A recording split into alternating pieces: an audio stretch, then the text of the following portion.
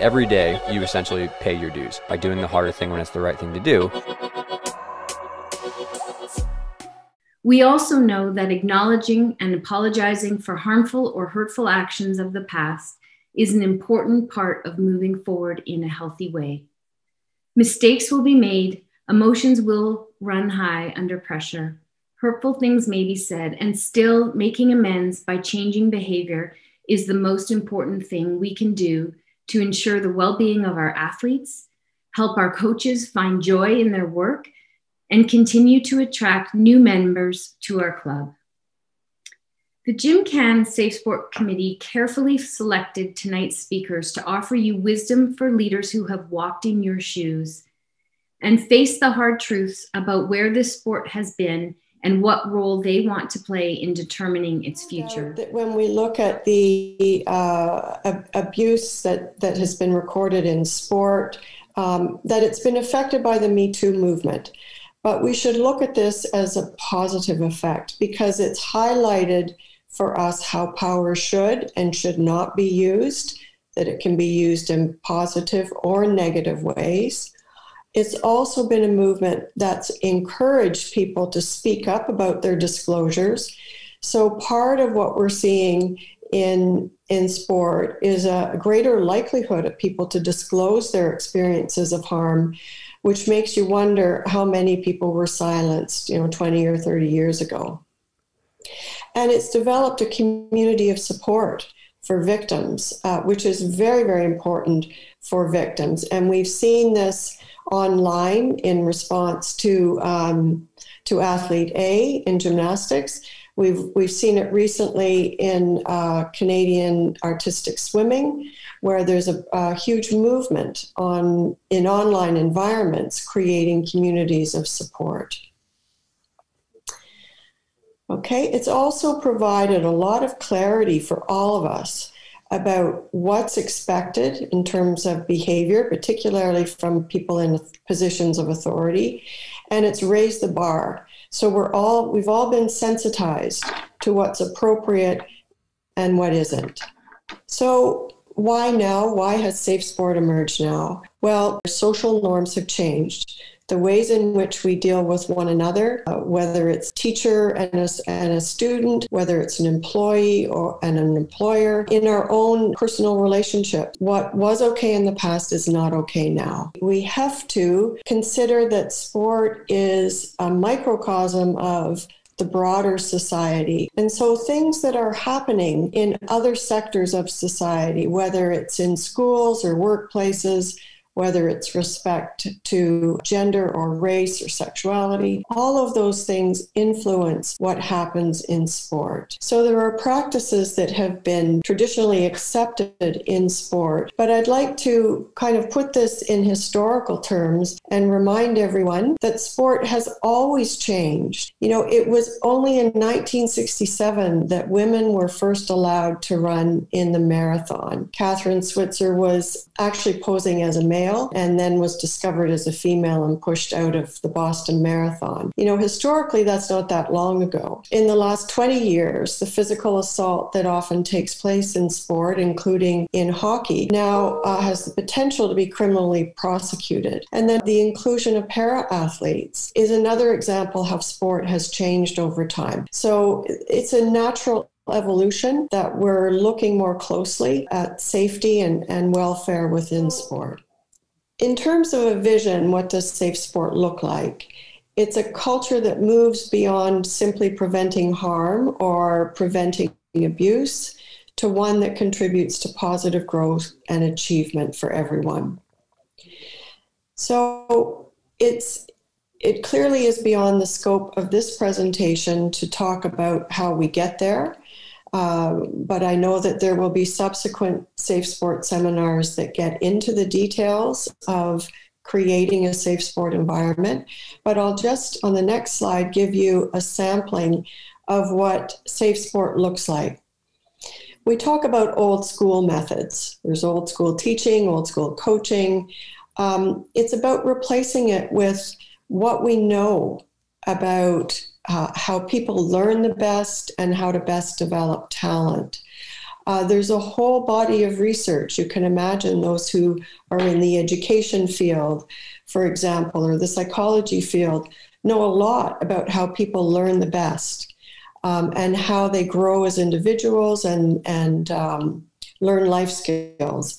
And so the old school methods have been replaced by things like involving athletes in decision making in an age appropriate way, of course, and in a safe way. And this doesn't mean, would you like to condition or not? It may mean, okay, we need to do upper body conditioning today. Which of these exercises shall we do? It involves two-way communication, much less telling or directing by coaches, and a lot more asking questions. Because if athletes are asked questions, they learn more to monitor, better ways to monitor their own bodies, their own skills. They become more independent and far less dependent on coaches for performance type feedback. It also means that punishment strategies that have traditionally been used not only in sport but in school are now replaced with discipline, which is basically teaching or guiding athletes to the appropriate behavior. So exercise as punishment, for example, is a common strategy in sport, particularly in team sports, where basketball players will run suicides or hockey players will bag skate until they're exhausted. What punishment strategies do is they teach young people what not to do, but they don't teach people what to do. It also, of course, creates a lack of enjoyment of physical conditioning, which is important for sport, and it adds a negative slant to the relationship between the athlete and coach. There may be a tendency to think about, well, if I focus on, health and happiness and joy, that somehow that means that we won't achieve as much athletically. And what's helpful, I think, in this respect is for all of us to think about when we perform the best. When are we the best at our jobs? When are we the best in our interpersonal relationships? When are we the best in our parenting roles? It's when we feel good about ourselves. It's when we feel supported. It's when we feel that achievement is within reach. So in fact, the argument actually works the other way. We will get the best performance from athletes and from ourselves when we have a safe sport environment. So I will wholeheartedly say that I was definitely the biggest contribution to that. I think I had a very large ego. I was very insecure about attaching my self-esteem to the results of the athletes and how many kids we had on our team doing well. And unfortunately, what that led to was me not being able to be collaborative and not being able to learn new things and say, I have to try new ideas. I have to communicate better.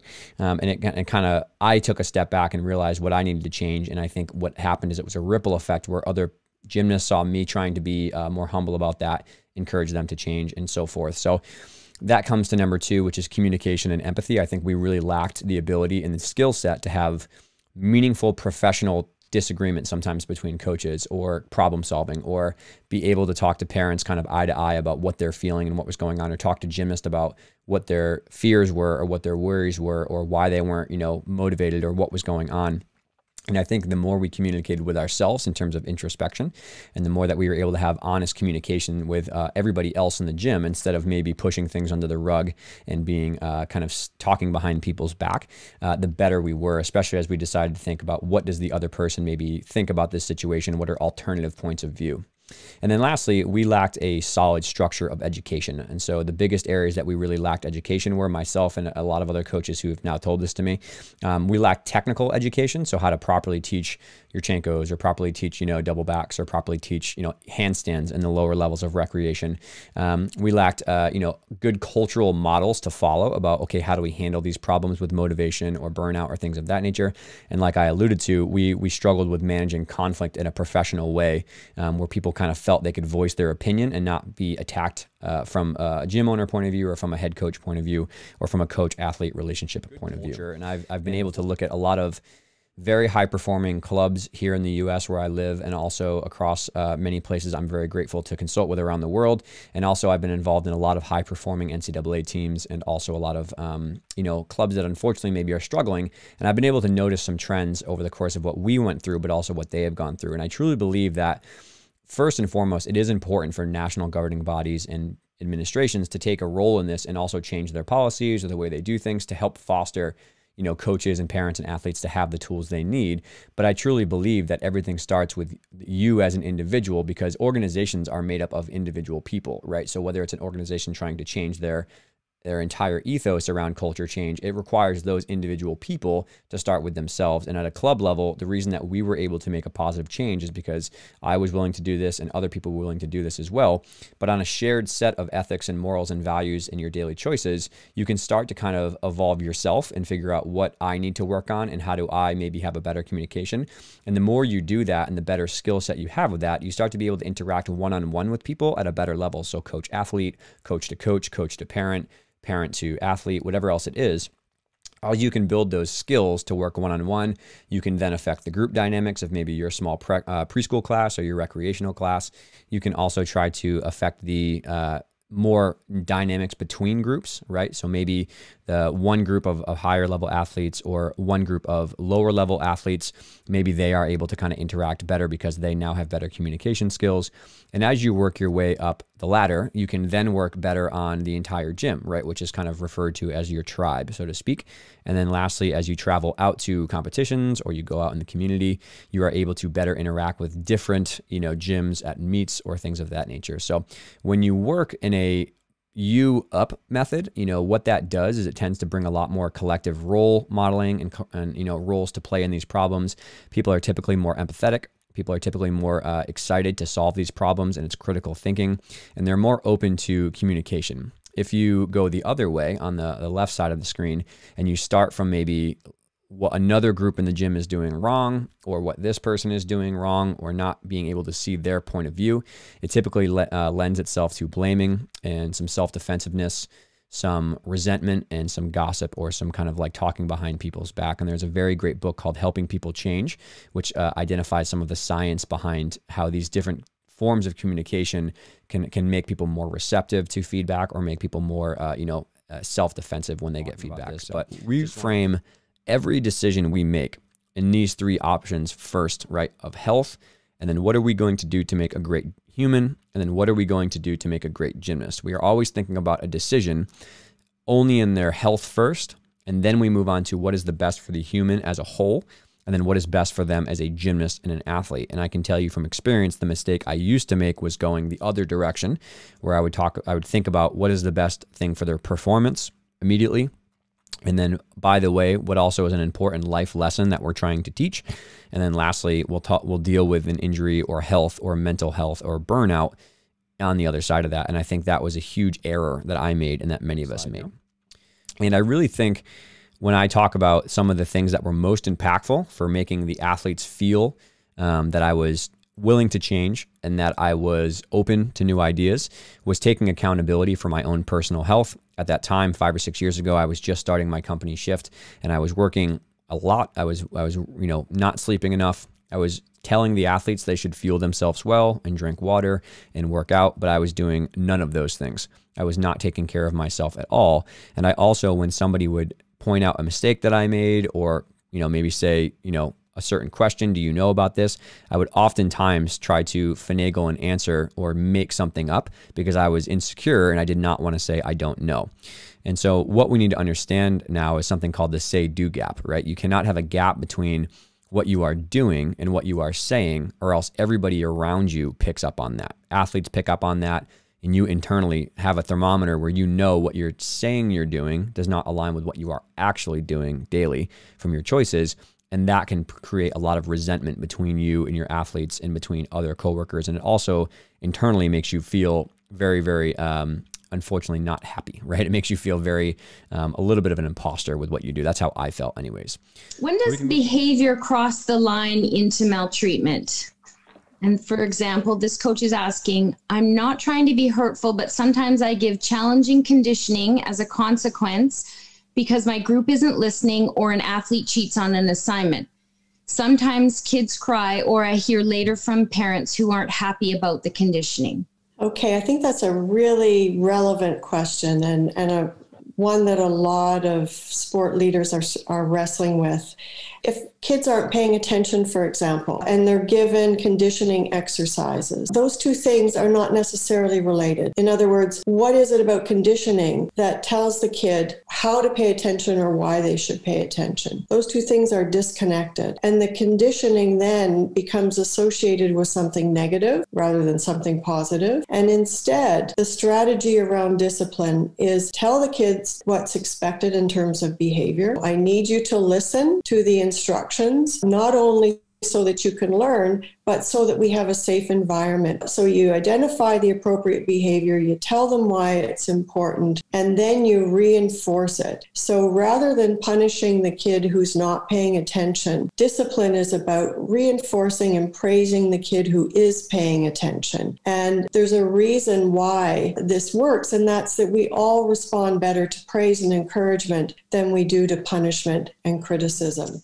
What is some advice you have for green coaches? I guess that means new coaches new to their profession who have old school supervisors.